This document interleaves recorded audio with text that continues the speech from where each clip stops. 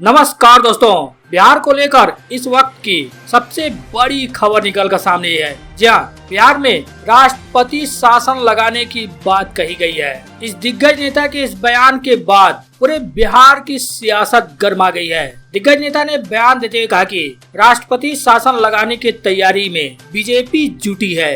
उन्होंने क्यों ऐसा कहा, क्या यह सही है, उनका पूरा बयान क्या है, आपको उनके पूरे बयान के बारे में बताएंगे और सुनाएंगे भी। लेकिन इसी के साथ ही आपको बता दें, डिप्टी सीएम तेजस्वी यादव ने बिहार की जनता के इस समस्या को देखते हुए बड़ा फैसला लिया है और इस विभाग को 17 दिन का टाइम दिया है। 17 दिन बाद जनता को इसका फायदा मिलने लगेगा। पूरे खबर के बारे में बताएंगे। वहीं इसी के साथ ही आपको बता दें, अब भारतीय जनता पार्टी को जोरदार झटका देने की तैयारी में राजद और लालू प्रसाद यादव जुट गए हैं। लालू की अब अपने पुराने जिन पर भी नजर है। पूरे खबर के बारे में जानेंगे। वहीं इसी के साथ ही आपको बता दें, बिहार के उप मुख्यमंत्री सुशील कुमार मोदी के इस बयान पर जेडीयू के राष्ट्रीय अध्यक्ष ललन सिंह पूरी तरह से भड़क गए। बोला, बिहार के लोग तुम्हें इस बात के लिए कभी माफ नहीं करेंगे। सुशील कुमार मोदी ने ऐसा क्या बयान दिया कि ललन सिंह भड़के हैं। आपको दोनों के बयान के बारे में बताएंगे।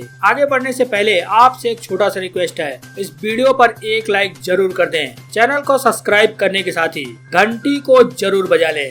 जहाँ बिहार में जब से महागठबंधन की सरकार बनी है, तब से महागठबंधन और भारतीय जनता पार्टी आमने सामने है। लगातार भाजपा के नेता नीतीश सरकार पर हमलावर हैं, तो वहीं नीतीश कुमार तेजस्वी यादव भी मौके मौके पर पलटवार कर रहे हैं। इसी कड़ी में अब बिहार के पूर्व मुख्यमंत्री जीतन राम मांझी ने बड़ा दावा कर दिया है। दावा करते हुए कहा कि बीजेपी बिहार में राष्ट्रपति शासन लगाने की तैयारी में है। जहां पूर्व मुख्यमंत्री जीतन राम मांझी को अब साजिश की बू आने लगी है। उनका कहना है कि बेगूसराय की घटना दलितों पिछड़ों के इलाके में अंजाम दी गई है। जीतन राम मांझी का कहना है कि बीजेपी का इरादा बिहार में राष्ट्रपति शासन लगाने की है। बता दें कि 11 लोगों को गोली मारने की घटना में एक व्यक्ति की जान चली गई, जिसके बाद बीजेपी बेगूसराय गोली कांड को लेकर लगातार नीतीश सरकार पर हमलावर है।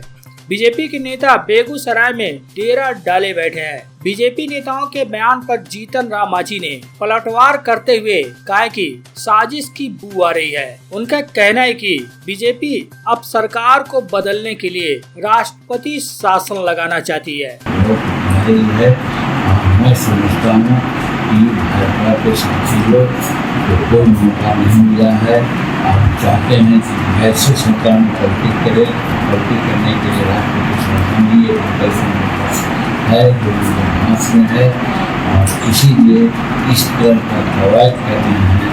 और हमको उम्मीद है कि सिर्फ बेगूसराय नहीं और कहीं जीतन राम मांझी ने कहा कि अब बीजेपी के पास एक ही विकल्प बचा है। बीजेपी बिहार में राष्ट्रपति शासन लगाने की साजिश कर रही है। उनका कहना है कि इसमें बीजेपी की साजिश की बू आती है। घटनाएं पहले भी होती रही हैं, मगर उन्होंने इस बात की ओर भी इशारा किया, गोलीबारी घटना जहां हुई वहां गरीब और पिछड़े लोग रहते हैं। उन्होंने कहा कि केवल बेगूसराय की घटना नहीं है, पूरे बिहार में घटनाएं घट रही हैं। उनका कहना है कि मुख्यमंत्री नीतीश कुमार जी जो कह रहे हैं वो सही कह रहे हैं। कल तक सब कुछ ठीक ठाक था, लेकिन अब गड़बड़ हो गया है। जीतन राम मांझी का कहना है कि भाजपा के साथ थे तब भी गड़बड़ियां होती रहती थी, लेकिन जिसे नीतीश कुमार ने रोकने का प्रयास किया। रोकने के प्रयास के बाद नीतीश कुमार ने अलग होने का भी फैसला लिया। बीजेपी की सरकार केंद्र में है। सत्ता में वापसी का बीजेपी के पास एक ही विकल्प बचा है, और विकल्प है बिहार में राष्ट्रपति शासन लगाने की। बहरहाल आगे बढ़ते हुए आपको बता दें, बिहार के डिप्टी सीएम तेजस्वी यादव ने बिहार के जनता के समस्याओं को देखते हुए बड़ा फैसला लिया है। बता दें, स्वास्थ्य विभाग ने तमाम जिला अस्पतालों की व्यवस्था को चाक चौबंद करने की दिशा में काम शुरू कर दिया है। विभाग ने स्वास्थ्य मंत्री तेजस्वी यादव के निर्देश के आलोक में सभी जिला अस्पतालों को 2 महीने में क्लिनिकल और सपोर्ट सर्विसेज को बेहतर बनाने के लिए अलग अलग तरह के करीब 17 टास्क सौंपे हैं। सौंपे गए कार्यों की मॉनिटरिंग स्वास्थ्य मुख्यालय के स्तर पर होगी। मॉनिटरिंग टीम विभाग के प्रमुख को प्रतिदिन की आवंटन रिपोर्ट से अवगत कराएगी। राज्य स्वास्थ्य समिति के कार्यपालक निदेशक संजय कुमार सिंह ने सभी जिला अस्पतालों को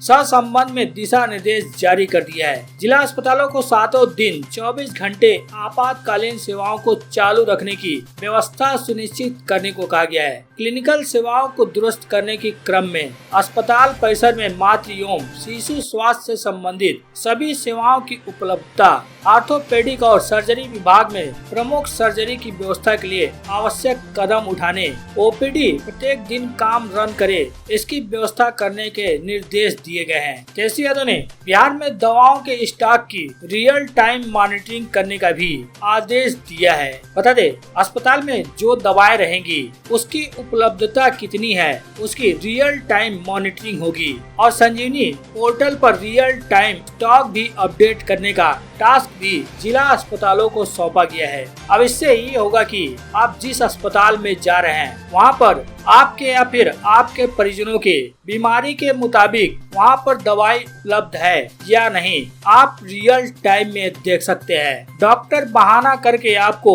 बाहर का दवाई जो लिखते हैं, इसमें डॉक्टर इस बात को नहीं कर पाएंगे।